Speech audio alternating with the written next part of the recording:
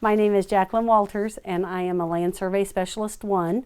I work in the Land Survey program under the Department of Agriculture. I have done this for 11 years, and what I want to talk to you about today, Joe, is to tell you about our Land Survey Index. It, to me, is something very important that surveyors need to know about to be able to go online and order surveys they need for surveys that day or a week or whatever. Our website is apps.mda.mo.gov/Mo Land Survey Index. It has a search engine on it. You can search by legal description on the home page or surveyor name or number. On the tabs across the top, there are several different ways to search by. There is a subdivision search. You can put the name of the subdivision in, or a city or town, or a cemetery. Anything that has a name would be indexed in there. To search the subdivision, you want to search with less. If you just put a few letters of the subdivision name in, you will be able to get more results. Be sure to use a county. That weeds out all of the ones that's like in a county you're not even looking at. The other search is the GLO plats and notes. It is a search that it uses the township and range, and then you get to pick what kind of GLO you're looking for. The choices are GLO plat, GLO notes, or private claims. Those are the notes for the U.S. surveys. We also have Arkansas notes that are there.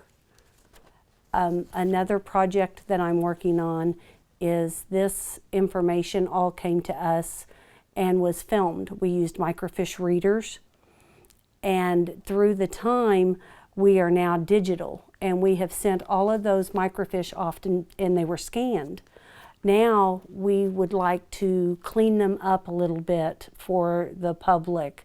When they scanned them, they scanned all 3 images on a row of microfiche.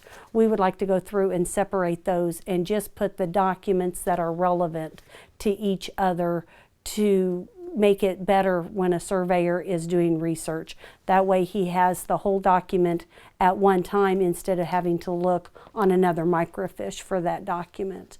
There are something like 1.3 million microfiche, I think. And so it's going to take a while to do that. I hope they are very patient with us until we get there. You can't put the quarter section in there, but you can put the section, township, and range in.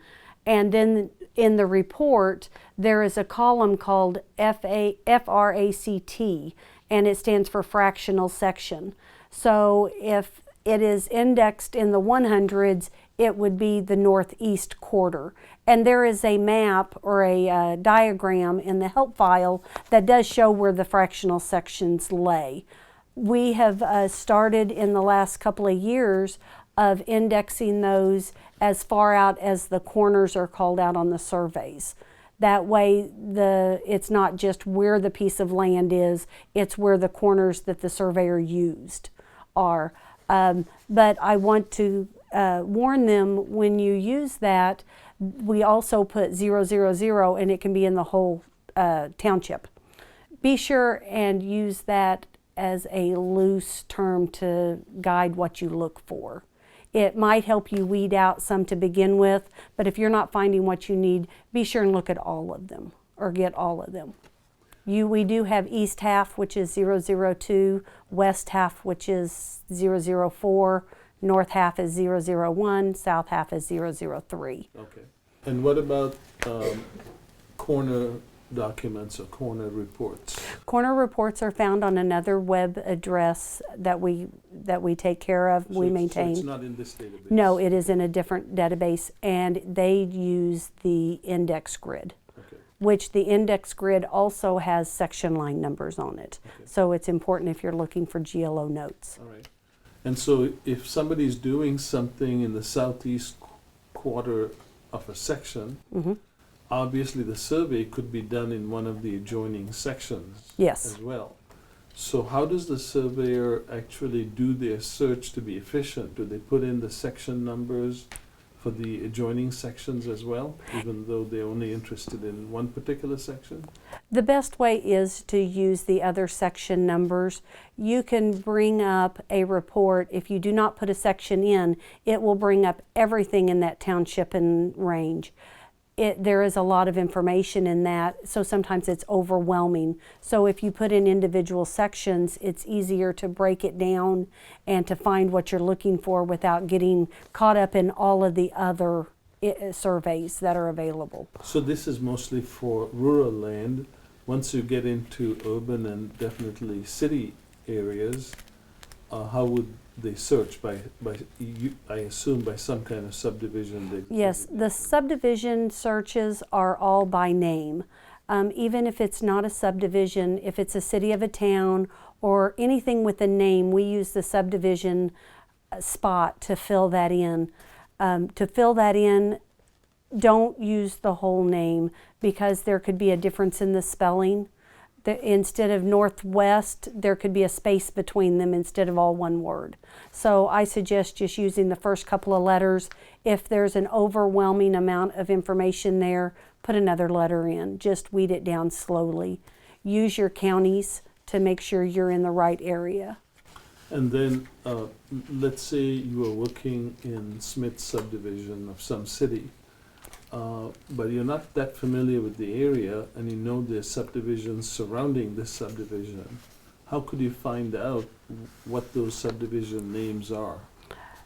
There isn't an index in our system that shows that. You would have to look at a survey for Smith subdivision and see if the surveyor had denoted any of the surrounding subdivisions or not. Okay, or perhaps a county atlas in the assessor's office. Right. Something like that. The GLO notes, they're really interesting to do. The corner index grid, which is available in the help file, will give the line numbers in the township, and our index has that. So whenever we go to look for a line, a certain line in a township, we bring up township and range under the GLO notes search, and there's a column in the report that has section line or SEC line. Just go to the line that you were interested in. Under the column called root reference, that is the book and page number. That helps you find which page you need when you open the notes. And the indexers did a great job in indexing those years ago to find out which page number your line starts on. What about the actual township and range lines? What if you're interested in the east line of section 36, which is actually a range line? That is line 61, Uh-huh. and then the south line is line 62, and since they did not survey the west line or the north line, you would use the east line of the township to the west to get Right. that line. But line 61, and that is the first page number of that whole line. So you would have to continue reading to find all 6 sections. The south line of the whole township is line 62. Got it. And is that the same thing for the north line then? That- Oh, no, it would be The north line of the township to the south. I understand. Yes. Okay. Yes. On the LSI report, also the columns, there is one called the root reference.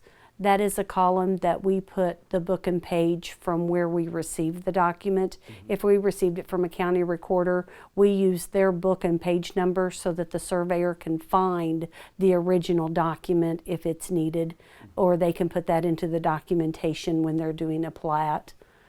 There is a column called loc.org. It stands for location of original.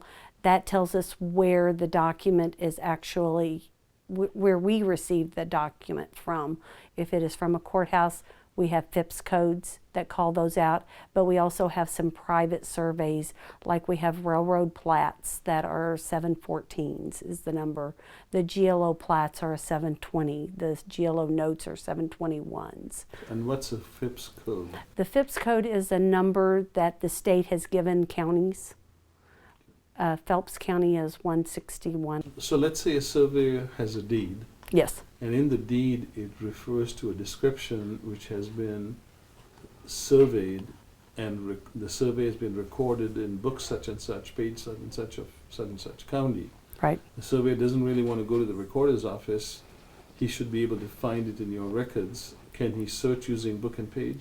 No. Okay. That search can end up being too big. The entry of the root reference is so particular that it would be hard for them to know if we put it as an SRB, a CSRB, which is Survey Record Book, or County Surveyor Record Book. So there's no way really for them to search that way. They can search by section, township, and range, then sort by root reference and find it that way. There is a help file, and it will tell you the FIPS codes. It will give you the location of originals, so if you want to know where original documents are. The Land Survey Index is pretty self-explanatory when you look at it. The home page has a place for a township, a range, and direction. So surveyors being used to using legal descriptions, I don't think would have any problem in using the home screen for the searches for township and range. The subdivision search is available along the tab across the top that says subdivision. So I think it's pretty self-explanatory for them to do that. The tips on not using the whole subdivision name and then the others, you know, will help them get better at it. But I think anyone should be able to, if they're used to a legal description, should be able to use it easily. And if surveyors run into problems, they just can't seem to get to what they believe is in the system, is there someone they can call for help to find out what they're doing wrong? They are more than welcome to call the Land Surveyor Repository at any time. There are 4 of us in this office, and we would be more than happy to help them find what they are looking for. Very good. Thank you so much. You're welcome. Thank you.